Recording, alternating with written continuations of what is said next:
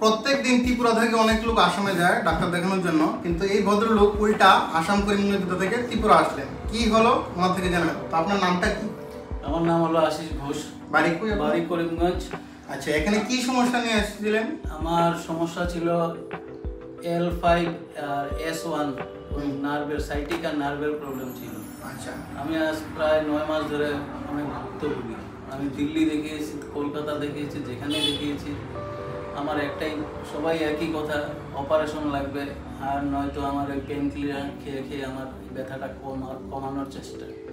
কষ্ট হবে তাই তো?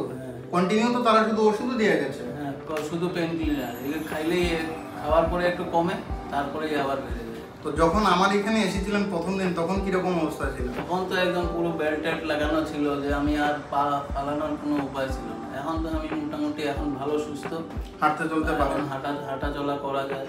আগে কিরকম কন্ডিশন ছিল আর এখন কিরকম কন্ডিশন? আগের থেকে এখন অনেক বেটার দেন, 90% ভালো হয়। 90% ভালো হয়েছে। তো আপনাকে কোনো ওষুধ দেওয়া হয়েছে? না, কোনো মেডিসিন নেই, কোনো কিছু নেই। এখানে যা যা কিছু করার কথা বলা হয়েছে আপনি তো সেই কিছুই করেছেন। হ্যাঁ হ্যাঁ, তাই করেছি। তো আপনাকে অপারেশন করতে বলেছিল কোন কোন হসপিটাল? এখানে ওই দিল্লিতে আর ক্যালকাটায়।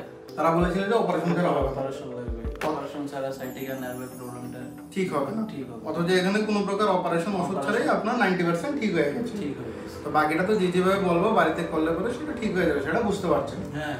তো আপনি এই ধরনের মানুষকে কি মেসেজ দিতে চান যে কোনো কিছু হলেই তো অপারেশনের কথা বলে দেন, যে অপারেশনেই কি সলিউশন?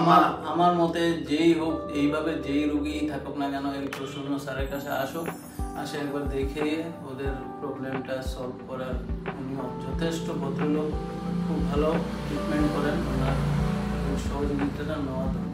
তো এটাই হচ্ছে কথা, নিজের ঘরে থেকেও আপনি আমার সার্ভিস নিতে পারেন যে কোনো জায়গা থেকেই। উনি যেরকম সুস্থ হয়েছেন, আমিও চেষ্টা করি প্রত্যেকে সুস্থ করার। সবাই সুস্থ হবে এমনটা মোটেই না, বাট আমার চেষ্টা থেকে যায়। আর যারা মানে তারা 97% লোকই সুস্থ হয়। তো নিজের ঘরে থেকেই নিজেকে নিজে সুস্থ রাখতে পারেন। ধন্যবাদ। নমস্কার।